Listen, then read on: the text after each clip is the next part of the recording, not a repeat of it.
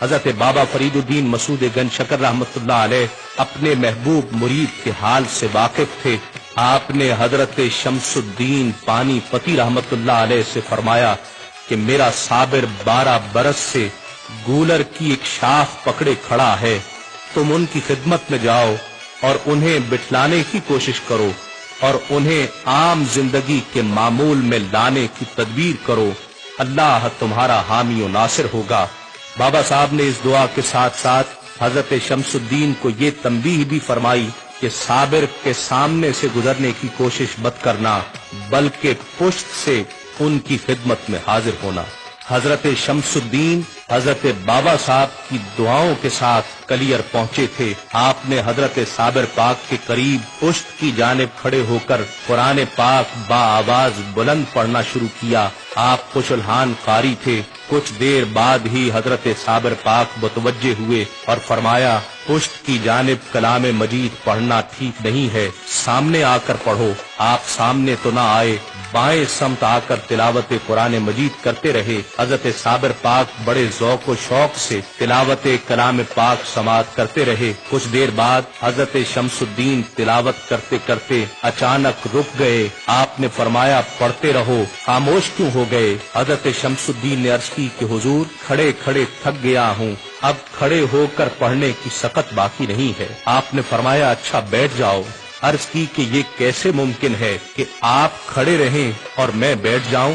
یہ بات سن کر حضرت صابر پاک رحمتullah علیہ نے بیٹھنے کا ارادہ کیا، لیکن کیسے بیٹھتے؟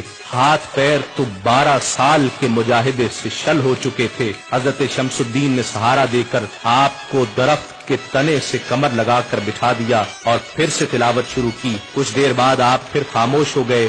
صابر پاک نے فرمایا اب کیوں خاموش ہوئے؟ عرض کیا کہ میرا ارادہ وجوداً واپسی کا ہے، اگر آپ مجھے یہاں رہنے کی اجازت عطا فرمائیں تو میں آپ کی خدمت میں قیام کر لوں۔ آپ نے فرمایا تجھے میرے مرشد نے بھیجا ہے، میں تجھے واپس کیسے بھیج سکتا ہوں؟ دریائے شفقت و فیض جوش پر تھا۔ آپ نے حضرت شمس الدین کے سر پر دست شفقت رکھا اور فرمایا کہ تو میرا بیٹا ہے اور شرف بیعت اور خلافت عطا فرمائی۔ حضرت شمس الدین کافی عرصہ آپ کی خدمت میں حاضر رہے۔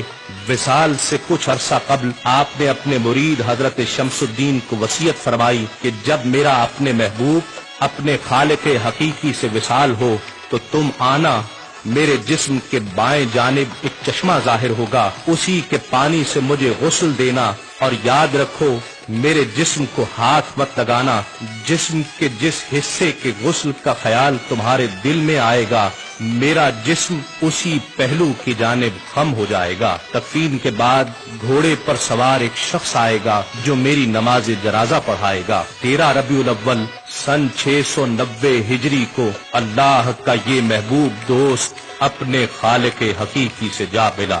حضرت شمس الدین جسد اقدس کے قریب گئے اور جیسے حضرت صابر پاک نے غسل اور تکفین کی وصیت فرمائی تھی ویسا ہی کیا۔ کچھ ہی لمحات میں گھوڑے پر سوار ایک نقاب پوش آیا اور گھوڑے سے اتر کر امامت کے لیے کھڑا ہو گیا۔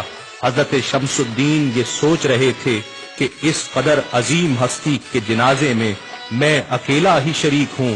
یہ سوچ کر جب دائیں اور بائیں سلام کے لیے منہ پھیرا تو حد نگاہ تک بے شمار اولیاء کرام نماز جنازہ میں شریک تھے۔ حضرت شمس الدین حضرت صابر پاک رحمتullah علیہ سے یہ سوال کرتے تھے کہ فنا اور بقا کا راز کیا ہے؟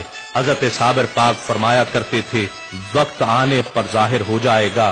نماز جنازہ کے فوراً بعد جب وہ نقاب پوش واپس جانے لگا تو حضرت شمس الدین کے قلب میں یہ خواہش شدت سے موجود تھی کہ وہ اس چہرے کی زیارت کریں کہ جس نے میرے مرشد کی نماز جنازہ پڑھائی ہے۔ آپ سے رہا نہ گیا اور نقاب پوش سے گزارش کی کہ میں آپ کا دیدار کرنا چاہتا ہوں۔ نقاب پوش نے نقاب الٹ دیا۔ حضرت شمس الدین یہ دیکھ کر حیران رہ گئے کہ نقاب پوش کوئی اور نہیں بلکہ خود حضرت صابر پاک تھے۔ صابر پاک نے فرمایا شمس الدین تم پوچھا کرتے تھے کہ فنا اور بقا کا راز کیا ہے؟ جسد خاکی کی طرف اشارہ کر کے فرمایا دیکھو وہ فنا ہے اور یہ بقا ہے، یہی حقیقت فنا و بقا ہے۔ اور جس طرف سے تشریف لائے تھے उसी तरफ को रवाना हो गए। कलियर शरीफ तकरीबन 2.5 सदियों तक उजाड़ और वीरान रहा। हजरत साबिर पाक रहमतुल्लाह अलैह का जमाल अभी तक उस शहर पर तारी था।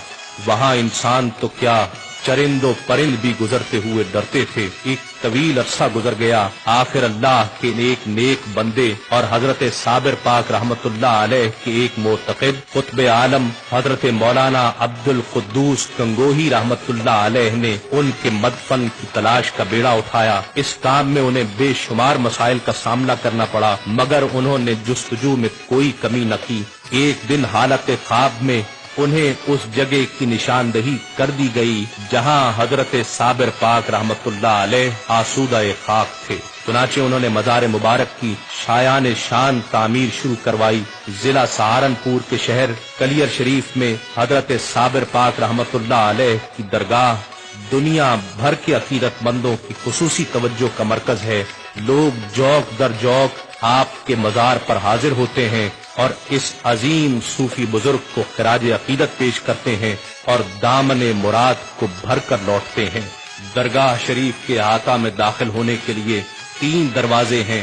एक दरवाजा मशरिक की तरफ, एक शुमाल की तरफ और एक जुनूब की तरफ है। जो दरवाजा मशरिक की तरफ है वो सदर दरवाजा कहलाता है। दरगाह का अहाता काफी वसी है जिसमें हजारों जायरीन समा सकते हैं। रोज़ा अक़दस के 3 हिस्से हैं। पहला हिस्सा गुलाम गर्दिश कहलाता है, दूसरा हिस्सा बंगला और तीसरा हिस्सा जिसमें मरकद मुक़द्दस है आस्ताना शरीफ कहलाता है। मजार शरीफ वाले हिस्से के ऊपर गुंबद है। बंगला और गुंबद के चारों तरफ जालीदार गुलाम गर्दिश है जिसके चारों समत पर 4 आहिनी सलाखों के बने हुए दरवाजे लगे हुए हैं। गुलाम गर्दिश से गुजरकर मज़ार अक़दस पर दाखिला के लिए पहले बंगले में गुजरकर ज़ेरे गुंबद तुरबत अक़दस पर हाजिरी होती है। तुरबत के चारों तरफ संगे मरमर का कटहरा बना हुआ है। बाहर वापसी के लिए दूसरी खिड़की है। बंगले और मजार शरीफ में दाखिले के लिए और बाहर आने के लिए 3 खिड़कियां हैं जिनके केवाड़ों पर चांदी के पतरे चढ़े हुए हैं। आपका उर्स मुबारक माह रबीउल अव्वल की 13, 14 और 15 तारीखों को बड़ी अकीदत और मोहब्बत के साथ मनाया जाता है। इन तारीखों में उर्स के दौरान दुनिया भर से अकीदतमंद मज़ार अक़दस पर हाजिर होते हैं और फातिहा ख़ानी करते हैं। एक मेले का समा होता है और हर शख्स इस महबूब बंदे की बारगाह में हाजिर होकर इसके तुफैल हजरत साबिर पाक रहमतुल्लाह अलैह की निस्बत से रब की रहमतों का तलबगार होता है। अल्लाह रब्बुल इज्जत हम सब को ऐसे बुजुर्गों के नक्शे कदम पर चलने और इनकी इज्जत व तौकीर का शरफ अता फरमाए।